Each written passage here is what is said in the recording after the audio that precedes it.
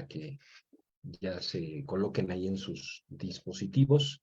Bien, ok, bueno, vamos entonces a utilizar estos dos métodos, estas dos herramientas. Solamente quiero, para que haya un poquito más de comprensión,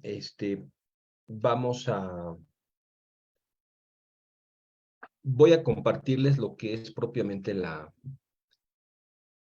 el archivo de Excel que estamos manejando para que veamos la forma en que se va a ir, cómo se descuenta, ¿no? Aquí ya nos da automáticamente los 14,920. ¿Se acuerdan que decía que teníamos una ganancia de 26,000 y pico, ¿verdad? No, en realidad el dinero, esos 26,000 quedan en casi 15,000 pesos, ¿no? Pensando en una tasa de descuento del 20%. Eso es lo que va disminuyendo el dinero. Y obviamente conforme más pasa el tiempo y tú recibes un dinero que lo recibes cada vez más alejado del momento en que haces la inversión, pues obviamente ese dinero lo tienes que ir descontando con mayor fuerza, ¿no? ¿Qué lo da en este caso? Pues al elevarlo, ¿no? A la potencia 1, 2, 3, dependiendo el año en que tú recibes el dinero.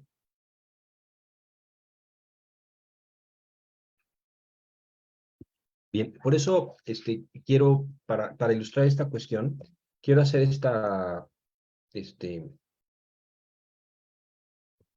¿cómo se dice? Brevemente quiero hacer sacarle valor presente a cada uno de ellos, a cada uno de los flujos, 20%, y lo vamos a elevar primero a la 1, y ya me da los 2,500, y voy a fijar la tasa, la voy a fijar, bueno, la celda de la tasa la voy a fijar, para que lo pueda nada más copiar así rápidamente. Ok, quedó. También, y también. Ahora nos vamos a pedirle que nos cambie este formato. Y así. Ya quedó. Entonces, si yo le pido aquí que sume,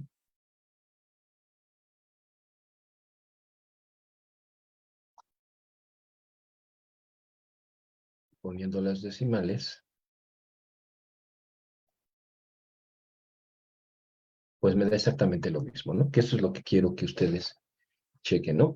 En primera instancia. Entonces, esto es lo que me da. A valor presente no me quedan los 26,000 y pico de pesos. No es así. Porque este dinero, si yo lo sumo, ¿verdad? Voy aquí a sumarlo. Voy a subir voy a bajar para que no nos hagamos tantas pelotas. Y voy a sumar aquí, ¿no? Para que nos dé lo que habíamos calculado, 26,900 pesos.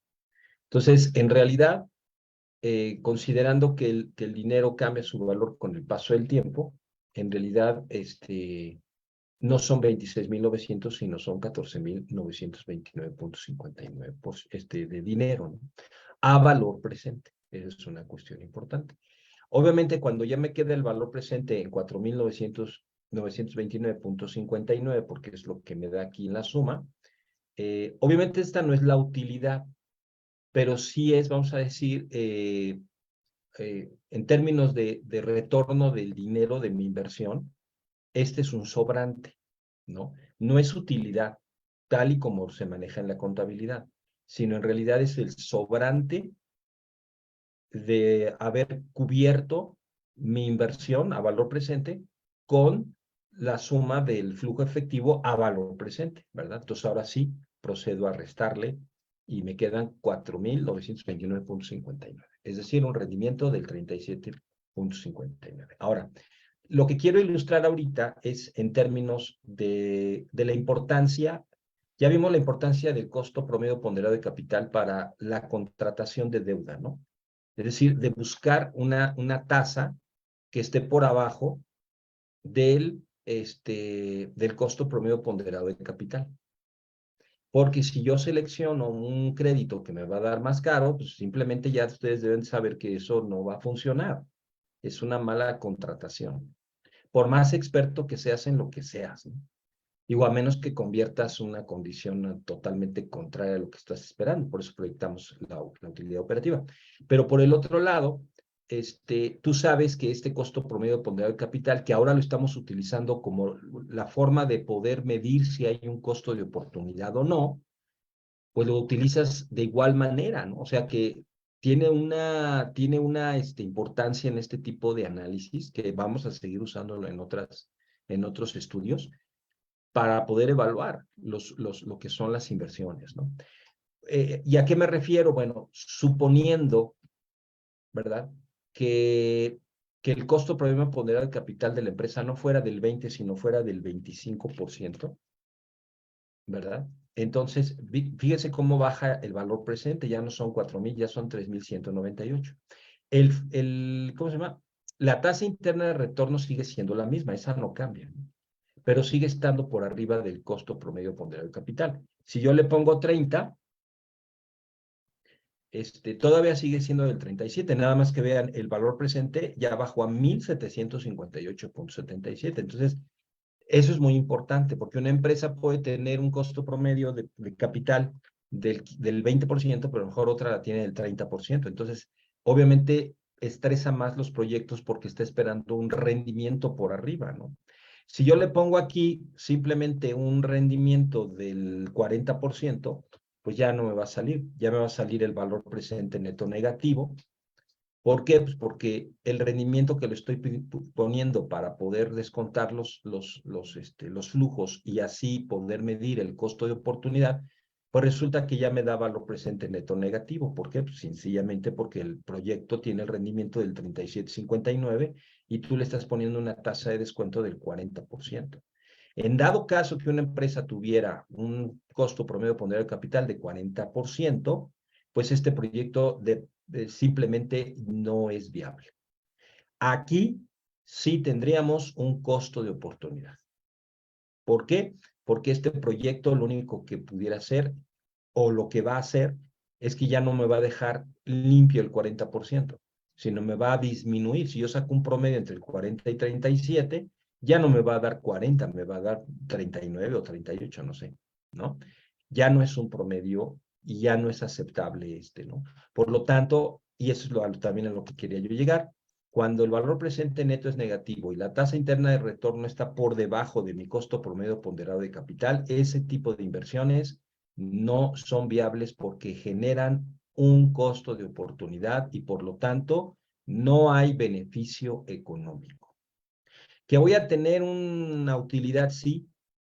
¿Por qué? Porque quizá contablemente vas a estar manejando lo que son propiamente los flujos nominales y a lo mejor vas a tener utilidad, pero al analizar el beneficio económico, tienes un costo de oportunidad y por lo tanto, aunque tenga el 37,59, porque no te está diciendo que no estás teniendo un rendimiento positivo, sí lo tienes positivo, pero estás teniendo un valor presente neto negativo y además la tasa está por debajo de tu costo promedio ponderado de capital. Por lo tanto, este proyecto en esas condiciones ya genera un costo de oportunidad y por lo tanto no hay beneficio económico, en pocas palabras, ¿verdad? Este es el punto. Muy bien, espero que haya quedado muy claro. Ahorita lo vamos a aplicar. Vamos a ver cómo podemos aplicarlo para nuestra información financiera, ¿verdad? Pero aplicándole este aspecto en particular. Ahorita vamos a ver cómo lo vamos a hacer. Hay una pregunta, un comentario por ahí, Anita. Sí, maestro, tenemos la pregunta de Luis Torres. De Luis. ¿A ese rendimiento hay que descontarle inflación y el impuesto? Mira, el impuesto, vamos a decir, vamos a considerar lo siguiente, Luis. Ese flujo de efectivo, en teoría, ya debe de estar descontado el impuesto sobre la renta, ¿sí? Es decir, estamos hablando de que este flujo efectivo puede estar considerando, dado que pues hay que correr propiamente el aspecto técnico del proyecto o de la inversión para ver entonces qué flujos me va a dar. Y en eso tú ya tienes que descontarle costo variable, costo fijo, costo no operativo, que puede ser costo de la deuda, y el pago de impuesto, ¿no? Como costos no operativos. Y de esa forma tú ya obtienes la utilidad, ¿no?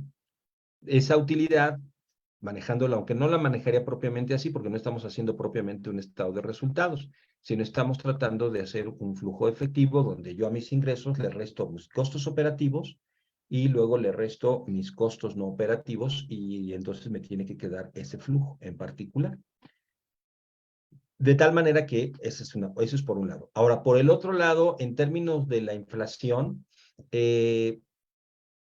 si tú al momento de hacer la corrida del proyecto de inversión estás tomando en cuenta al momento de calcular el costo unitario de lo que vendes, al pasar de un año al otro en la corrida, tú le estás ingresando ya un costo al productor, es decir, le estás metiendo la inflación, entonces en ese momento tú te ves obligado a tener que también modificar tu precio de venta.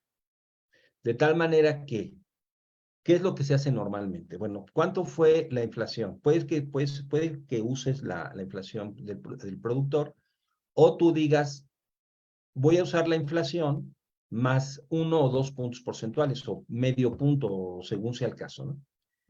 De eso te va a generar un nuevo costo y entonces tú vas a tener que agregarle pues el margen operativo. Si el mercado te da chance de eso, vas a incrementarle el margen a tu precio de venta, de tal manera que el flujo ya tiene también descontada la inflación, ¿no? Pero la tomas de esta forma, la consideras de esta manera. Entonces vamos a suponer que tú fabricas algo que te cuesta 35 pesos y lo estás vendiendo a 40.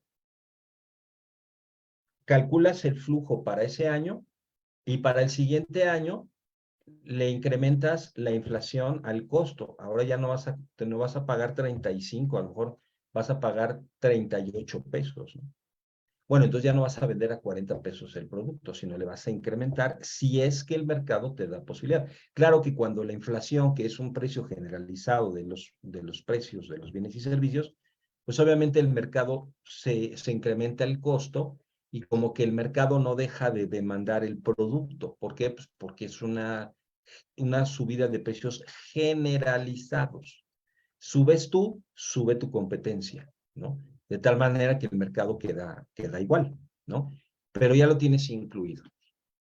A menos que si no le pones, no consideras en el flujo de efectivo los impuestos, ni tampoco consideras la inflación, pues a lo mejor sí le vas a tener que restar al flujo de efectivo el impuesto y en términos de la tasa de rendimiento que estás obteniendo, pues a lo mejor sí la tienes que descontar, ¿no? Le tienes que descontar la inflación, en dado caso, o le descuentas a los flujos también la inflación, podría ser.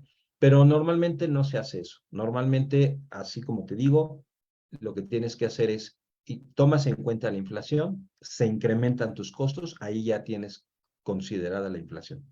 Subes tu margen, o bueno, mantienes tu margen, no subes tu margen, mantienes tu margen, pero obviamente el margen sobre el costo de unitario, pues obviamente el precio de tu producto ya no va a ser el del año anterior, sino lo vas a incrementar. Y ahí ya estás considerando la inflación, ya la estás tomando en cuenta, el efecto que te está dando a ti, ¿no? Y obviamente, pues los impuestos también. O sea, tienes que quitarle todos los costos no operativos que tenga el proyecto, ¿no? Si generas, obviamente generas impuesto, ¿no? Pero si generas algún otro tipo de costo, pues lo tienes que saber cuando estés evaluando la inversión, ¿no? Para que entonces tú lo consideres y ya el flujo efectivo se entiende, y así debe ser, que en el flujo efectivo ya está considerado todo eso, ¿no? Ingresos menos costos operativos, menos costos no operativos, igual al flujo del periodo.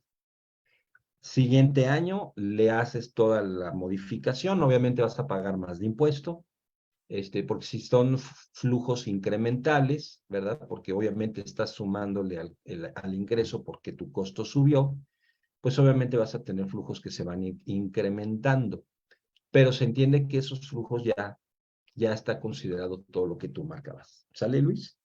En ese caso. Digo, es parte de lo que es la corrida o el análisis de la inversión, ¿no? lo que sería un presupuesto maestro, ¿no?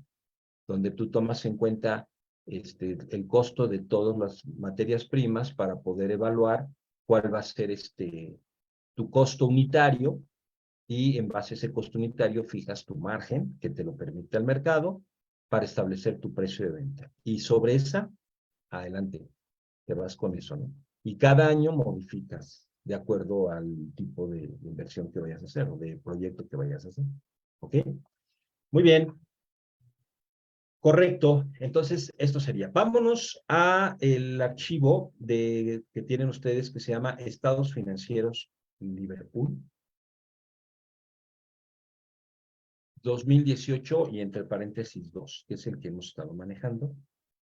Y aquí yo tengo el plan financiero. Voy a modificar aquí un poquito el asunto y creo que traía yo otro número. ¿Cuánto traíamos? Ah, ya le... Ay, que era... Ay, perdón, ya me fui. Creo que ustedes se quedaron bien.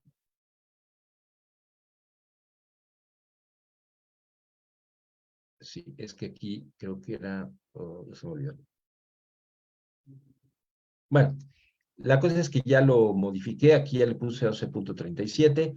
Voy a modificarlo porque si se acuerdan me salía un dato negativo. Yo necesito que me dé un dato positivo. Entonces le voy a poner por cuestiones prácticas 20% para que me salga. Híjole, me salió bien grandote. Le voy a poner 15% de incremento en las ventas utilizando el modelo de planeación financiera y me sale que ya tengo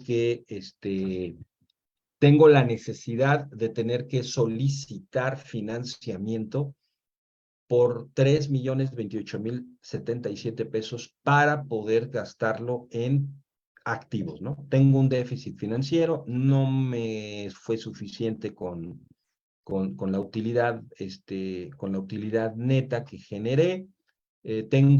Seguramente tengo una tasa de crecimiento sostenible por abajo de la meta que yo puse, como ya lo vimos al principio, y por lo tanto, pues me sale que necesito financiar. O sea, así de plano, ¿no? Podemos decir.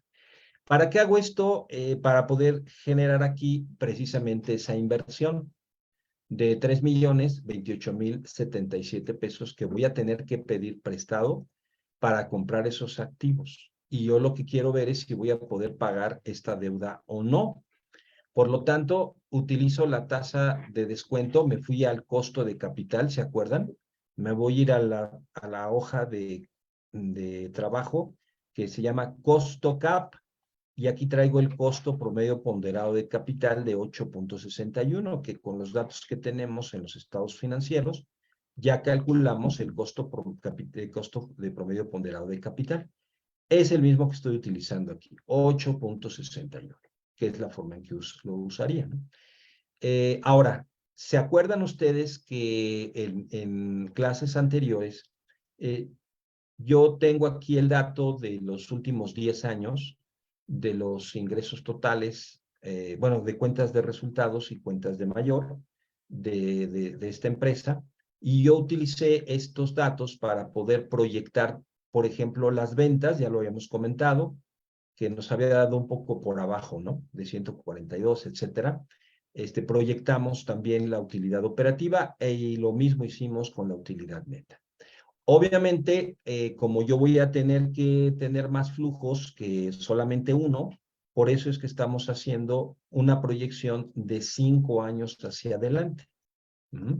Recuerden que aquí estoy utilizando el forecast.ets, que como les comenté es el método de medias móviles exponenciales simples y está realizando la proyección, ¿no? Si yo quiero proyectar para el siguiente año, recuerden que tengo que dejar de usar un dato histórico y tengo que utilizar el nuevo pronóstico para el 2019, suponiendo que estuviéramos en el 2018, de tal modo que ya me da el pronóstico para el 2020. Cuando vaya a hacer el pronóstico para el 2021, en base a la información histórica, obviamente dejo de utilizar dos datos históricos porque ahora agrego dos datos pronósticos, ¿no? ¿Para qué? Pues para que me tome en cuenta el pronóstico que estoy considerando yo, que ya estoy tomando en cuenta, ¿verdad? Y de esta manera ya me voy hasta los 5 años, ¿no? Entonces ya tengo proyectado 5 años adelante, suponiendo que estamos en el 2018, tengo 2019, 2020, 2021, 2022 y 2023. ¿Esto por qué debe hacerse? Bueno, pues para no estarle calculando a ojo de buen cubero, mejor usamos un método científico, ¿verdad? Y pues usamos este método para proyectarlo. De todos modos, el mismo método toma en cuenta, en términos de medias móviles, toma en cuenta la forma en que se fueron dando las ventas. Bien, lo mismo hice con la utilidad y lo mismo hice con la operativa, perdón, utilidad operativa, y lo mismo hice con la utilidad neta, ¿no? Esto es indispensable y necesario al evaluar un proyecto. Claro, repito, no tenemos la bola de cristal. Yo no estoy diciendo que esto es infalible y que eso vas a vender. No. Estoy tratando de proyectar en función de datos históricos lo que sería lo más probable que ocurriría al siguiente año. Y luego al segundo, al tercero y tantos años quiera yo pronosticar. ¿Ok? ¿Estamos de acuerdo? Bien, entonces obviamente voy a necesitar los datos históricos de la empresa. Me voy otra vez a evaluar y esto es lo que estoy haciendo sobre el flujo de retorno de la utilidad neta. Sí, a ver, déjame ver. Utilidad neta, no es cierto, sí es cierto. Ah, sí, 12 millones. Ok, entonces estoy proyectando la utilidad neta. Todo esto es utilidad neta. De tal manera que yo tengo ya lo que voy a pedir prestado,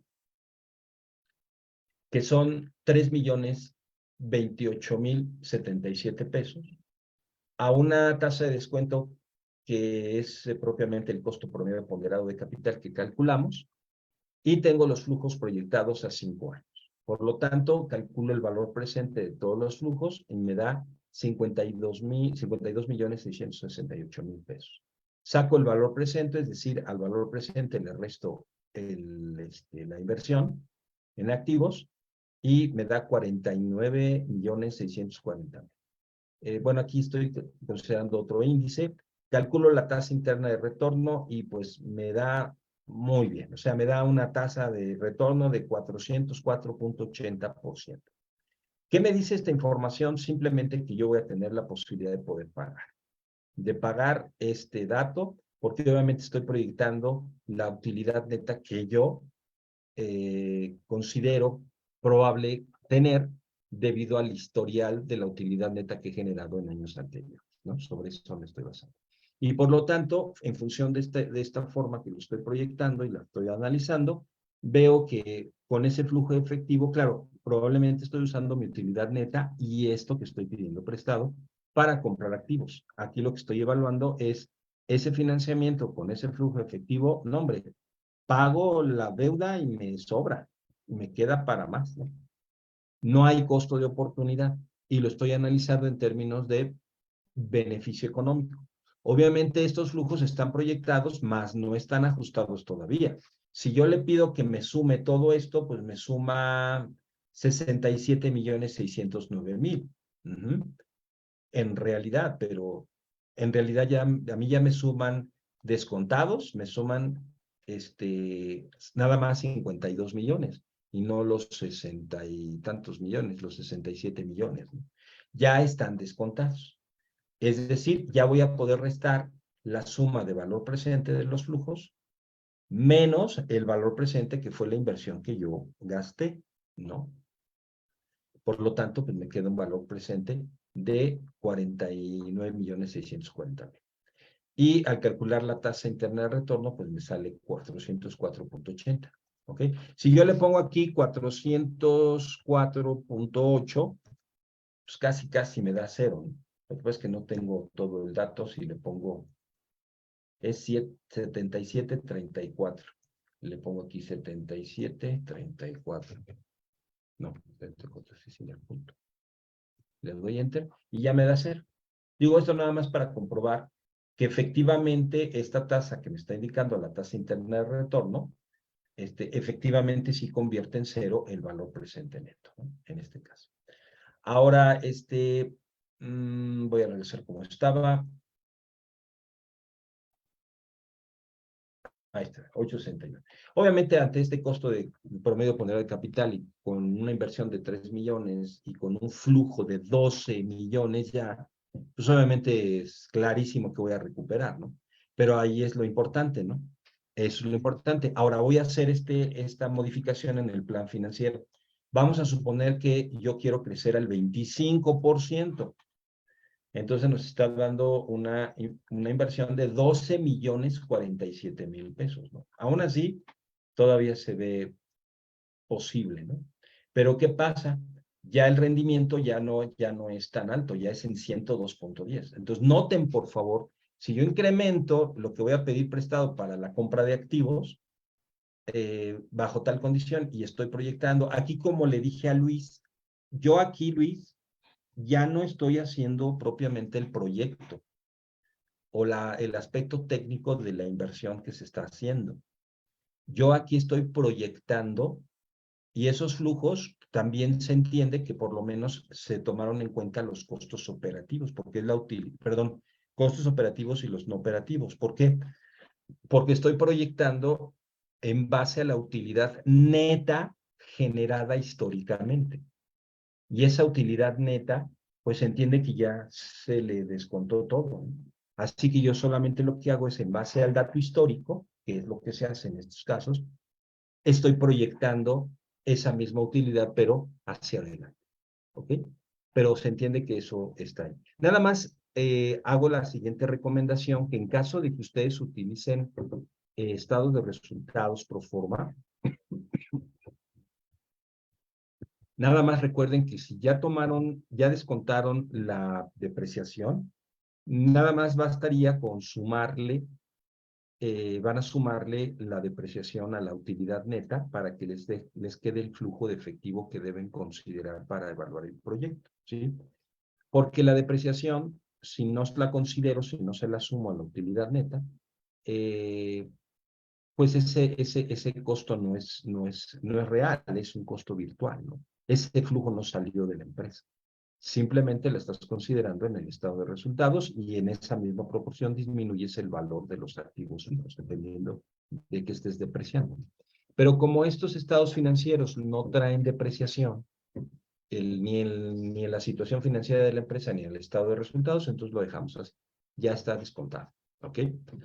Muy bien, correcto. Entonces, esto es lo que también deben ustedes analizar y considerar. Claro, si a esto yo le cambio, porque resulta que el costo promedio ponderado por las condiciones de la estructura financiera de la empresa no me saliera 8.61, sino que me saliera 25%, ahorita lo voy a regresar.